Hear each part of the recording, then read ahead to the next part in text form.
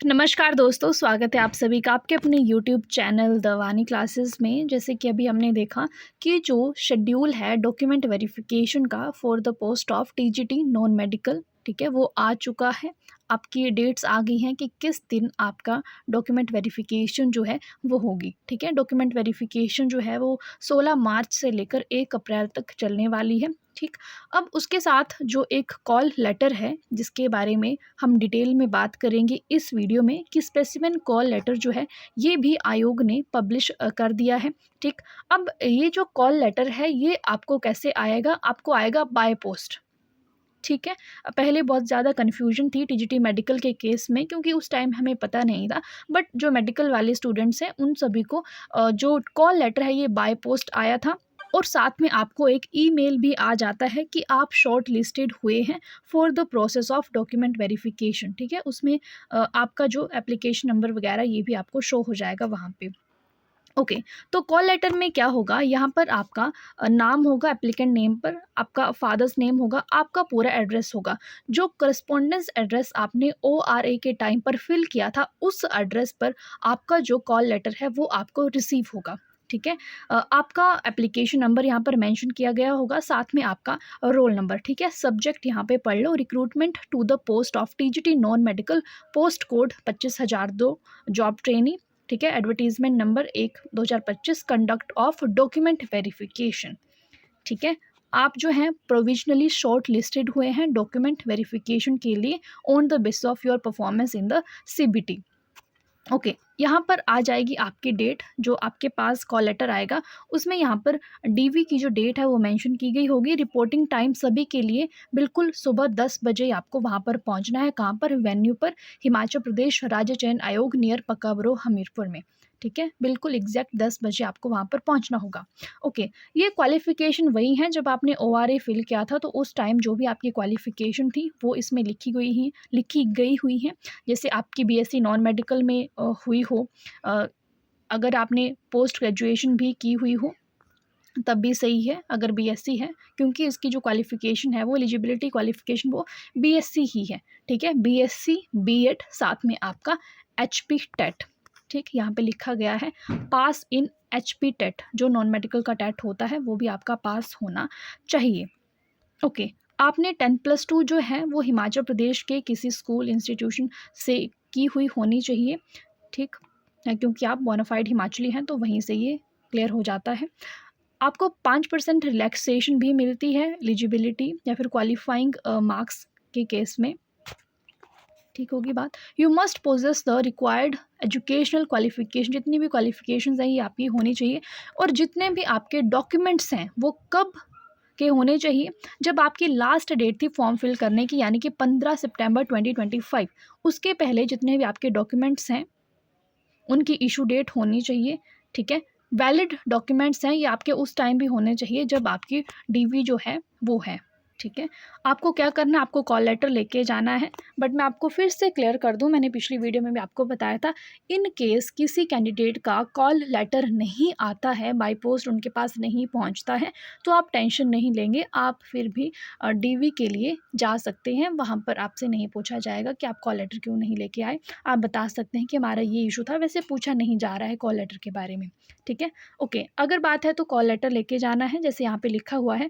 और आपके जितने भी डॉक्यूमेंट्स हैं, एक तो आप ओरिजिनल फॉर्म में लेके जाओ, साथ में उनके 2 सेट्स आपको लेकर जाने हैं, यानी कि 2 कॉपीज़ होनी चाहिए आपके हर डॉक्यूमेंट की सेल्फ अटेस्टेड, ठीक है। आपको एक तो ओआरए लेकर जाना है, जब आपने फॉर्म फिल किया था तो वो लेकर जाएंगे। आईडी प्रूफ, बोनाफाइड हिमाचली आपको लेकर ही जाना है। आपका 10th का सर्टिफिकेट डेट ऑफ बर्थ के लिए, 12th का सर्टिफिकेट, आपका जितने भी एजुकेशन क्वालिफिकेशन सर्टिफिकेट्स हैं विद मार्कशीट्स। मार्कशीट से क्या तात्पर्य है कि आपकी जो सीएमसी होती है, आपकी कंसोलिडेटेड मार्कशीट्स, या फिर जो डीएमसीज होती हैं जिसमें आपके सभी सेमेस्टर के जो मार्क्स हैं वो दिए गए होते हैं, साथ में एंड में आपका पूरा टोटल रिजल्ट जो है वो in the form of CGPA या फिर in the form of marks दिया हुआ हो, ठीक है, वो होती हैं आपकी मार्कशीट्स। डिग्री की कोई भी ज़रूरत नहीं है, अगर आपके पास डिग्री नहीं है तो कोई भी इशू नहीं है। इस एंड मोमेंट पर पैनिक मत होइए, एचपीयू जाने की भी ज़रूरत नहीं है, क्योंकि विदाउट डिग्री भी आपकी डीवी जो है वो हो जाएगी। अगर आप किसी कैटेगरी से बिलोंग करते हैं, SC ST OBC EWS BPL W ward of freedom fighter या फिर वार्ड ऑफ एक्स सर्विसमैन, ये आपको अपना सर्टिफिकेट जो है वो लेकर जाना है। और आपका SC ST OBC जो है should be on parental basis, यानी कि आपके जो फादर हैं उनका नाम उस पर होना चाहिए, उस बेसिस पर आपका सर्टिफिकेट हो SC ST OBC का। ठीक है। अगर आपने किसी और कैटेगरी से किसी और स्टेट से अप्लाई किया है इसके लिए, और अगर आप रिजर्व्ड कैटेगरी के हैं, तब यहाँ पर आपको एज अ जनरल UR ही ट्रीट किया जाएगा। ठीक है, आपको किसी कैटेगरी का बेनिफिट नहीं दिया जाएगा। Okay. OBC non creamy layer जो सर्टिफिकेट है should be on parental basis, valid at the time of ORA। ठीक है, ये जो OBC का सर्टिफिकेट है ORA के टाइम पर भी वैलिड होना चाहिए और अभी भी वैलिड होना चाहिए। अगर जब आपने ORA फिल किया है उसके बाद कुछ महीनों में वो सर्टिफिकेट जो है उसकी डेट एक्सपायर हो गई है, तो आप उसको फिर से बनवा लें, क्योंकि तब भी वो वैलिड होना चाहिए और अभी भी वो वैलिड सर्टिफिकेट होना चाहिए। ठीक है, और आप दोनों लेकर जा सकते हैं, वहाँ पर पूछ लें कि कौन सा आपको यहाँ पर लगाना है। Okay, to claim reservation at ward as ward of freedom fighter category, you should bring the latest certificate from competent authority that you are dependent of freedom fighter etc. ठीक है, आपको ये सर्टिफिकेट भी लेकर जाना है। In case you belong to BPL EWS family, आपको आपका सर्टिफिकेट लेकर जाना है। जैसे आपको पता है BPL सर्टिफिकेट सिर्फ 6 महीनों के लिए वैलिड रहता है। ठीक है, तो आपका जो सर्टिफिकेट है उस टाइम भी वैलिड होना चाहिए और अभी भी वैलिड होना चाहिए। अब अभी ऐसा केस आ रहा है कि कुछ कैंडिडेट्स जो हैं वो उस टाइम पर तो BPL में थे बट अभी नहीं हैं, तो ऐसा भी हो सकता है, या फिर आपको अनरिजर्व्ड जो है वो कंसीडर किया जाए, या फिर आप क्या कर सकते हैं, अभी आप एफिडेविट बनवा के वहाँ पर लेके जा सकते हैं और वीडियो से साइन करवा लें, ताकि जो सर्टिफिकेट है आप बता सकते हैं कि हाँ हम BPL कैटेगरी में थे। ठीक है, the benefit of reservation under EWS can be availed upon production of an income and asset certificate issued by competent authority. Competent authority क्या होगी? आपकी DC ADC ADM STO वगैरह। ठीक है, ये होंगे, वहाँ से आप अपना सर्टिफिकेट लें, और सर्टिफिकेट आपका ORA के टाइम पर भी होना चाहिए वैलिड और अभी भी होना चाहिए। ठीक है जी। In case you are ward of ex serviceman then you are required to bring the following certificates, ये सर्टिफिकेट्स दिए हुए हैं। ओके, अगर आप अभी किसी गवर्नमेंट या फिर सेमी गवर्नमेंट सर्विस में हैं तो आपको NOC लेकर जानी होगी। साथ में आपको 2 self attested passport size photographs भी लेकर जाने होंगे, जो उसमें से एक आपका फ़ोटोग्राफ वहाँ पर लगेगा जब आप जो बायोडाटा फॉर्म है जो आयोग देगा आपको at the time of document verification, वहाँ पर लगेगा। ठीक है, documents and the detail status of criminal case अगर कोई है तो उसके भी आपको जो डॉक्यूमेंट्स या फिर जो डिटेल्स मांगी हैं उन्होंने वो आपको लेकर जानी है। ठीक होगी बात? और आपको बिल्कुल एग्जैक्ट डेट एग्जैक्ट टाइम पर पहुंचना है, उसके बाद आपको वहाँ पर एक्सेप्ट नहीं किया जाएगा। क्लियर होगी बात? तो ये पूरा डॉक्यूमेंट वेरिफिकेशन का शेड्यूल हमने पहले देख लिया था। ये पूरा स्पेसिमेन कॉल लेटर है।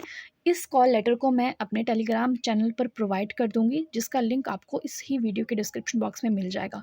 कोई भी क्वेश्चन है आप मुझसे इस वीडियो के में पूछ सकते हैं, इस वीडियो के कमेंट सेक्शन में पूछ सकते हैं। और उसके पहले मैंने एक वीडियो बनाई है डॉक्यूमेंट वेरिफिकेशन वाली, जिसमें पूरा मैंने उसमें भी जितने डॉक्यूमेंट्स लगते हैं पूरा मैंने बताया है, किस तरह से आपको जो डॉक्यूमेंट्स हैं वो अरेंज करने हैं, किस तरह के आपके 2 सेट बनेंगे, वो सब उसमें बताया है। ठीक है, वो भी आप देख सकते हैं ज़्यादा क्लैरिटी के लिए। ओके, वीडियो इन्फॉर्मेटिव लगी हो तो लाइक करें, चैनल को सब्सक्राइब नहीं किया तो do subscribe. Thank you so much for watching, bye bye, take care.